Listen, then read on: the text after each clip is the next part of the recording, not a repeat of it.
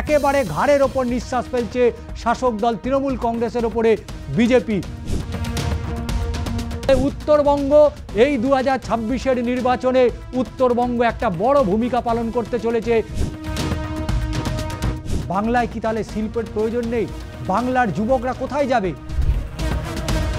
এ রাজ্যে যদি এসআইআর হয়ে যায় তাহলে কিন্তু পশ্চিমবঙ্গের মসনদে তাদের থাকার কিন্তু সম্ভাবনা অনেক অনেক কমে যাচ্ছে। দিল্লির যে লড়াই, সেই লড়াই 2024-এ দেখে নিয়েছে মানুষ। 2021-এর বিধানসভা নির্বাচন মানুষ দেখে নিয়েছে। মানুষ অপেক্ষায় রয়েছে 26-এর বিধানসভা নির্বাচন। নমস্কার, আমি ষষ্ঠী চট্টোপাধ্যায়। শুরু করছি দাদা দিদির রাজনীতি। 26-এর বিধানসভা নির্বাচন একেবারে ঘাড়ের ওপর নিঃশ্বাস ফেলছে। এদিকে উত্তরের রাজনীতি শুরু হয়ে গিয়েছে। উত্তরের রাজনীতি রক্তাক্ত দিয়েই মূলত উত্তরের রাজনীতি শুরু হয়ে গিয়েছে। একদিনের যে বৃষ্টি, সেই বৃষ্টিতে পুরো উত্তরবঙ্গটাকে বিচ্ছিন্ন করে দিয়েছে এবং সেই উত্তরবঙ্গ থেকেই শুরু হয়ে গেছে 2026-এর বিধানসভা ভোটের দামামা। বিজেপিকে উত্তরবঙ্গ থেকে একেবারে সরিয়ে দিতে হবে, নির্মূল করে দিতে হবে। যে কারণে বিজেপির বিধায়ক শঙ্কর ঘোষ থেকে শুরু করে বিজেপির সাংসদ খগেন মুর্মুকে যেভাবে রক্তাক্ত করা হয়েছে, সেই রক্তাক্ত হওয়ার পেছনে কিন্তু একটা পুরোটার একটা রাজনৈতিক চক্রান্ত। তার কারণ 26-এর বিধানসভা নির্বাচনের যে প্রস্তুতি, সেই প্রস্তুতি ইতিমধ্যেই শুরু করে দিয়েছে কেন্দ্রীয় নির্বাচন কমিশন। ইতিমধ্যেই কেন্দ্রীয় নির্বাচন কমিশন তারা কিন্তু এই যে এসআইআর, সেই এসআইআরের যে টোটাল যে প্রক্রিয়া, সেই প্রক্রিয়া ইতিমধ্যেই তারা অনেক আগেই শুরু করে দিয়েছিল এবং জেলায় বিভিন্ন যারা আধিকারিক রয়েছেন তাদের সাথে চূড়ান্ত একটা বৈঠক করবে। 2026-এর এই বিধানসভা নির্বাচন যথেষ্ট তাৎপর্যপূর্ণ বলেই মনে করছে রাজনৈতিক দলের নেতৃত্বরা। তার কারণ অনেকগুলো ইস্যু ইতিমধ্যেই উঠে এসছে, যে ইস্যুগুলো একেবারে গরম টাটকা ইস্যু।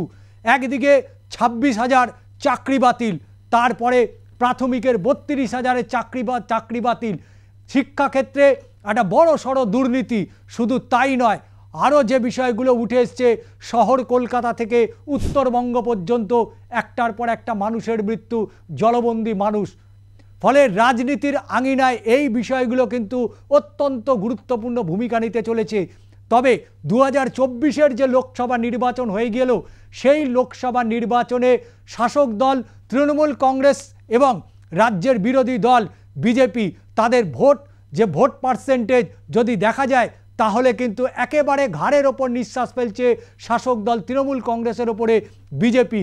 এবং পরিসংখ্যান যা দেখা যাচ্ছে, 2024-এর লোকসভা নির্বাচনে যেখানে ভারতীয় জনতা পার্টি তারা 2,28,00,000 ভোট তারা পেয়েছিল এবং সেই তুলনায় তৃণমূল কংগ্রেস তারা পেয়েছিল 2,78,00,000 ভোট, অর্থাৎ 50 লক্ষর ব্যবধান।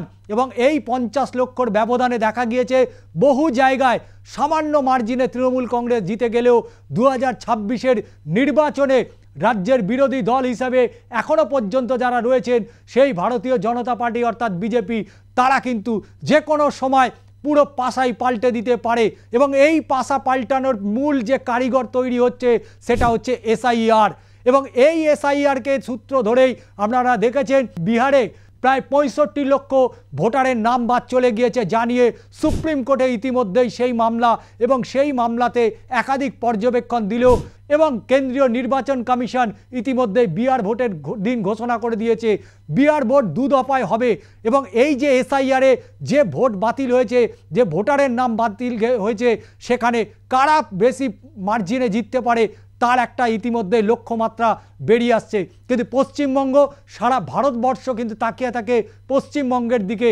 তার কারণ পশ্চিমবঙ্গের মানুষরা, যারা রাজনৈতিক কর্মীরা, তারা প্রাণ দিয়ে তাদের দলকে ভালোবাসে। সে শাসক দল তৃণমূল কংগ্রেস হোক, বিজেপি হোক, সিপিআইএম হোক, আইএসএফ হোক, প্রত্যেকেই কিন্তু তারা প্রত্যেকে নিজেদের যে দল, সেই দলকে তারা অন্তর থেকে ভালোবাসে।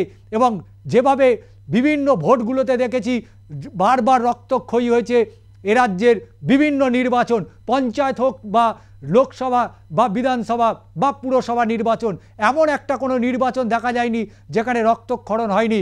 এবং উত্তরবঙ্গ, যে উত্তরবঙ্গ বিজেপির একেবারে বলতে পারে গড় বলা যেতে পারে, সেই উত্তরবঙ্গতে আমরা দেখছি ইতিমধ্যেই রাজনৈতিকভাবে কে এগিয়ে থাকবে তাই নিয়ে কিন্তু একটা ইতিমধ্যেই লড়াই শুরু হয়ে গিয়েছে।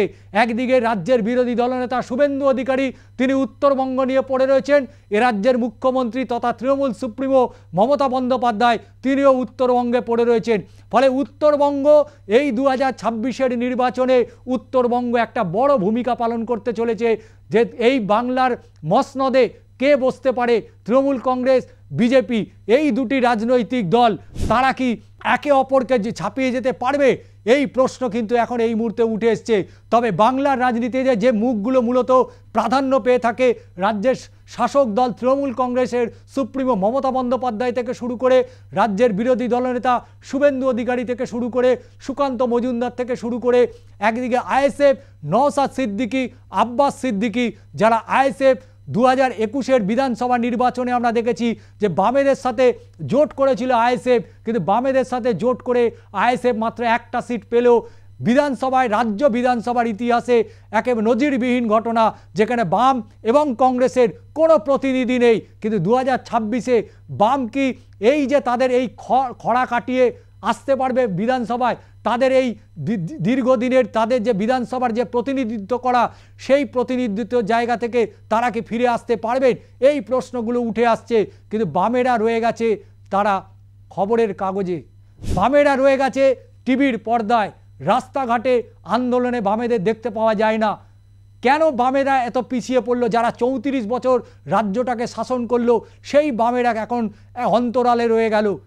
যে লক্ষ্যমাত্রা নিয়ে বিজেপি এগোচ্ছে, সেই লক্ষ্যমাত্রায় তারা যদি পূর্ণ করতে পারে, তাহলে অবশ্যই 2026-এর বিধানসভা নির্বাচনে বিজেপিকে আটকানো কিন্তু শাসক দল তৃণমূল কংগ্রেস হোক, আইএসএফ হোক বা কংগ্রেস বা বিজেপি, সিপিএম, কেউ কিন্তু বিজেপিকে আটকাতে পারবে না।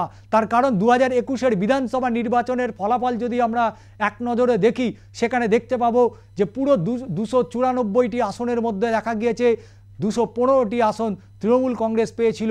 70টা আসন নিয়ে রাজ্য বিধানসভায় প্রথম বিরোধী দল হিসাবে নিজেদের জায়গা করে নিয়েছিল। এবং সেই জায়গা থেকে একের পর এক বিজেপির বিধায়ক, যদিও পরবর্তী সময় তৃণমূল কংগ্রেসে চলে গেলেও, মানুষের ভোট কিন্তু ইতিমধ্যেই তারা চিন্তা ভাবনা করে নিয়েছে তারা কোন রাজনৈতিক দলকে বেছে নেবে। এদিকে আমরা দেখছি কুণাল ঘোষ, তৃণমূল কংগ্রেসের যিনি মুখপাত্র, তিনি অলরেডি বলতে শুরু করেছেন 2026-এর বিধানসভা নির্বাচনে রাজ্যের বিরোধী দলনেতা কে হতে চলেছেন। সমীকরণ ইতিমধ্যেই শুরু হয়ে গেছে, রাজনৈতিক যারা কারবারি রয়েছেন তারা সমীকরণ শুরু করে দিয়েছে। কিন্তু আমরা বলবো, মানুষ ভোট দেবে তাদের চাহিদা, তাদের প্রতিদিনের লড়াই, প্রতিদিনে তাদের যে সমস্ত সমস্যা, সেই সমস্যাগুলোর কথা মাথায় রেখেই তারা অবশ্যই নির্বাচন কেন্দ্রে যাবেন। নির্বাচনে কেন্দ্রে যাওয়ার আগে ভাবতে হবে যে এমন একটা সরকারকে নিয়ে আসতে হবে, যে সরকার জনদরদি সরকার হবে, মানবিক সরকার হবে, মানুষের পাশে থাকবে, তাদের দৈনন্দিন জীবনের নানান ধরনের তাদের সমস্যা রয়েছে, এবং মূলত যেগুলো সরকারি থেকে শুরু করে বিভিন্ন জায়গায়, রাস্তাঘাট, কৃষি, স্বাস্থ্য, প্রতিটা জায়গায় মানুষ যাতে তাদের সামান্যটুকু পরিষেবা পেয়ে থাকেন। 2011 সালে তৃণমূল কংগ্রেস ক্ষমতায় আসার পর একের পর এক প্রকল্প তারা করেছে, যে প্রকল্প তারা মনে করছে জনদরদি প্রকল্প, কিন্তু সেই প্রকল্পে কত মানুষ লাভবান হয়েছে অবশ্যই ভাবার সময় এসে গিয়েছে। অবশ্যই ভাবতে হবে আগামী 5 বছর আপনারা কোন সরকারকে দেখতে চান, যে সরকার জনদরদি হবে, যে সরকার মানুষের পাশে থাকবে, মানুষের কথা বলবে, শিক্ষা থেকে স্বাস্থ্য থেকে শুরু করে খাদ্য, বাসস্থান, প্রতিটা বিষয় যে সরকার আপনাদের পাশে থাকবে। আজকে বিভিন্ন ক্ষেত্রে শিক্ষা থেকে শুরু করে স্বাস্থ্য থেকে শুরু করবে, শিল্প কোথায় রাজ্যে? একটাও শিল্প আছে? আজকে সিঙ্গুরে যে টাটা ন্যানো কারখানা হওয়ার কথা ছিল, সেই টাটা কারখানা তারা পাত্তারি গুটিয়েছে, এখন গুজরাটে তারা রয়েছে। বাংলায় কি তাহলে শিল্পের প্রয়োজন নেই? বাংলার যুবকরা কোথায় যাবে? বাংলার প্রতিদিন হাজার হাজার লক্ষ লক্ষ ছেলে মেয়ে তারা শিক্ষিত হচ্ছে, উচ্চশিক্ষায় শিক্ষিত হচ্ছে, বাংলায় চাকরি নেই। আজকে শিক্ষকরা রাস্তায় বসে রয়েছে, রাজ্য সরকারি কর্মচারীরা তারা ডিএ পাচ্ছেন না, তারা রাস্তায় বসে আন্দোলন করছে। যে সরকারে স্বচ্ছ যদি ভাবমূর্তি হয় তাহলে সেই সরকারের বিরুদ্ধে কেন মানুষ এত গর্জে উঠবে? প্রতিদিন শহর কলকাতায় না রাজ্যের বিভিন্ন জায়গায় একের পর এক আন্দোলন গড়ে উঠছে। কখনো উত্তরবঙ্গের চা বাগান শ্রমিকরা, তাদের যে বেতন, তাদের দৈনিক যে রোজগার, 2026-এর বিধানসভা নির্বাচনে মূলত বেশ কয়েকটা গুরুত্বপূর্ণ ইস্যু উঠে আসছে। তবে সর্বপ্রথম যেটা দেখতে হবে যে এ রাজ্যে কোন সরকার এলে, অর্থাৎ বিজেপি, বাম কংগ্রেসের জোট অথবা তৃণমূল কংগ্রেস। তৃণমূল কংগ্রেস তো রয়েছে, কিন্তু অন্য আরও সরকার যদি আসে, সেই সরকারের কাছে সাধারণ মানুষের চাহিদা কি হবে? সাধারণ মানুষের ন্যূনতম চাহিদা, সেই ন্যূনতম চাহিদা কিন্তু এখনো পর্যন্ত পূরণ করে উঠতে পারেনি শাসক দল তৃণমূল কংগ্রেস। আজকে প্রতিটি হাসপাতালে যান, শিক্ষাক্ষেত্রে যান, স্কুলগুলোতে তাকিয়ে দেখুন, শুধু রাজনীতি, শুধু কোথা থেকে কত টাকা আসবে, শুধু সেই ভাবনা। সকাল থেকে রাত পর্যন্ত গরু পাচার থেকে শুরু করে, বালি পাচার থেকে শুরু করে, কয়লা খাদান, কোটি কোটি টাকা, কিন্তু সেই কোটি কোটি টাকার সামান্যটুকু অংশ সাধারণ মানুষের কোনো কাজেই ব্যবহার হচ্ছে না। আজকে কলকাতা সামান্য জল হোক, উত্তরবঙ্গে জল হোক, মানুষের কি দুর্বিষহ অবস্থা। আর আজকে উত্তরবঙ্গ গিয়ে আজকে যে ছবিটা উঠে আসছে, সেই উত্তরবঙ্গের ছবিটা অনেকটা কিন্তু 2026-এর নির্বাচনের একটা বড় ইঙ্গিত কিন্তু পাওয়া যাচ্ছে। লড়াইয়ের ময়দানে কিন্তু সেই দুটো দলই থেকে যাচ্ছে, তৃণমূল কংগ্রেস এবং ভারতীয় জনতা পার্টি। সিপিএম কোথায়? 34 বছরের সেই সিপিএম কোথায় গেল? কোথায় গেল কংগ্রেস? আজকে অধীর চৌধুরী প্রদেশ কংগ্রেসের সভাপতির পদ থেকে চলে যাওয়ার পরে আজকে একটা মুভমেন্ট দেখুন, যেটা অবশ্যই মানুষের তাদের চাহিদা, তাদের অধিকারের জন্য লড়ছে। বামেরা 34 বছর রাজত্ব করার পর আজকে বামেরা কোথায় গেল? কেন সাধারণ মানুষের তাদের অধিকারের কথা কেন তারা বলবে না? ভারতীয় জনতা পার্টি কিন্তু তারা একটু একটু করে কিন্তু এগিয়ে চলেছে। বাংলা ভাষার উপরে আক্রমণ, বাংলা ভাষাকে কেন্দ্র করেই কিন্তু শাসক দল তারা এগোতে চাইছে। এসআইআরে ভয় পাচ্ছে কেন শাসক দল তৃণমূল কংগ্রেস? এসআইআরের ভয় পাওয়ার একটাই কারণ, যে ঘুষপেটিয়াগুলো বাংলায় এতদিন ধরে রয়েছে, যারা ভুয়ো কাগজপত্র দেখিয়ে তারা ভোটার কার্ড করেছে, ভোটার লিস্টের নাম তুলেছে, এসআইআর হলে সেই নামগুলো বাদ চলে যাবে। শাসকের পুঁজি, ফলে বিজেপি তাদের কিন্তু সরকারে আসা শুধু সময়ের অপেক্ষা। এ রাজ্যে এসআইআর যদি হয়, সেই এসআইআরে মৃত ভোটার থেকে শুরু করে, বাংলাদেশি ভোটার থেকে শুরু করে, এরকম বহু ভোটার রয়েছে যে ভোটার তাদের নাম কিন্তু ইতিমধ্যেই লিস্টেড হয়ে গিয়েছে। সেই নামগুলো বাদ চলে গেলে শাসক দল তৃণমূল কংগ্রেসের কি হবে? ঘোর চিন্তায় রয়েছে শাসক দল তৃণমূল কংগ্রেস। তারা চেষ্টা চালিয়ে যাচ্ছে, সুপ্রিম কোর্ট থেকে শুরু করে রাজ্যের বিভিন্ন জায়গায়, লোকসভার বাইরে, লোকসভার ভেতরে, রাজ্যসভার ভেতরে বাইরে তারা অবিরাম লড়াই চালিয়ে যাচ্ছে বাংলায় যাতে এসআইআর না হয়। আরে এসআইআর হলে সমস্যা কোথায়? আপনি যদি এ রাজ্যে দীর্ঘদিনের বাসিন্দার হন, কেন আপনার ভোটার লিস্ট থেকে নামটা বাদ যাবে? কিন্তু এই নামটা বাদ গেলে তো শাসক দল তৃণমূল কংগ্রেসের একটা ভোট তো কমে যাবে। এই একটা একটা করেই কিন্তু 50 লোক ছাপিয়ে যেতে পারে, এই আশঙ্কা। এই আশঙ্কার মেঘ এখন তৃণমূল কংগ্রেসের প্রতিটা কর্মী সমর্থক থেকে শুরু করে, রাজ্য নেতা থেকে শুরু করে, নেতা মন্ত্রী প্রত্যেকের মাথায় কিন্তু একটাই চিন্তা, এ রাজ্যে যদি এসআইআর হয়ে যায় তাহলে কিন্তু পশ্চিমবঙ্গের মসনদে তাদের থাকার কিন্তু সম্ভাবনা অনেক অনেক কমে যাচ্ছে। দিল্লির যে লড়াই, সেই লড়াই 2024-এ দেখে নিয়েছে মানুষ। 2021-এর বিধানসভা নির্বাচন মানুষ দেখে নিয়েছে।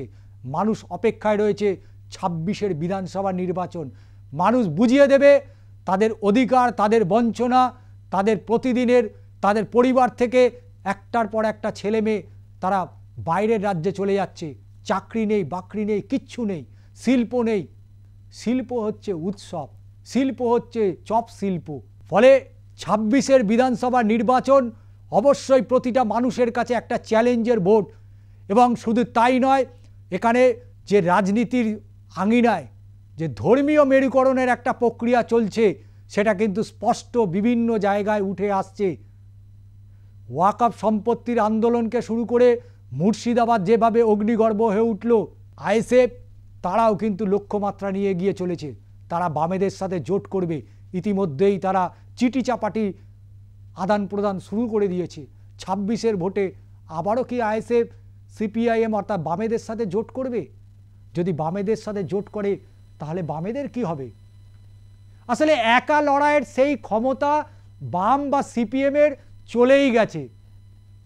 তাদের একটা লাঠির দরকার, সাহারার দরকার, যে সাহারাটা বামেরা ভাবছে আইএসএফকে যদি ধরতে পারি আইএসএফের কিছু লোকবল পাবো, কংগ্রেসের সাথে ধরতে পারি তাহলে কংগ্রেসের সামান্য কিছু লোকজন পাবো। এই তো 34 বছর বামেদের অবস্থা। 26-এর ভোটে বামেরা কোথায় গিয়ে পৌঁছবে এখন থেকে বলার অপেক্ষা রাখছে না। রাস্তায় নেই বামেরা, রাস্তায় নেই কংগ্রেস, রাস্তায় শুধু একটাই দল, ভারতীয় জনতা পার্টি। 26-এর বিধানসভা নির্বাচন একেবারে সময়ের অপেক্ষা। ডিসেম্বর ঘুরলেই ভোটের যে কোনো দিন ঘোষণা হয়ে যেতে পারে। ইতিমধ্যেই কেন্দ্রীয় নির্বাচন কমিশন তারা তীক্ষ্ণ নজর রেখেছে পশ্চিমবঙ্গের দিকে, এবং পশ্চিমবঙ্গে এসআইআর হলে শাসক দল তৃণমূল কংগ্রেস কত বড় ধাক্কা খেতে চলেছে তা শুধু সময়ের অপেক্ষা রয়েছে, এবং সেই সময়ের অপেক্ষা অবশ্যই আমরা করব। তবে এসআইআরকে ধরে বিজেপি কতটা এগোতে পারে, বিজেপি কতটা এগিয়ে যাবে, সেটাও কিন্তু একটা এই মুহূর্তে বাংলার রাজনীতিতে একটা বড় প্রশ্ন। এক্ষেত্রে যদি এসআইআর হয়ে যায় তাহলে বিজেপি যে একটা সেফ জোনে নয়, তারা যে অনেকটা সামনের সারিতে চলে আসবে এ কথা বলার অপেক্ষা রাখছে না। বাংলার মসনদ এই মুহূর্তে হাড্ডাহাড্ডি লড়াইয়ের মাঝে, এবং এই হাড্ডাহাড্ডি লড়াইতে কে কাকে ছাপিয়ে যাবে, শাসক দল তৃণমূল কংগ্রেস না বিজেপি? 26-এর বিধানসভা নির্বাচনে ভারতীয় জনতা পার্টি তারা বিধানসভায় বিরোধী দলে বসবে না তারা মন্ত্রিত্বের পদে বসবে? অবশ্যই তার উত্তর জানতে দেখুন দাদা দিদির রাজনীতি।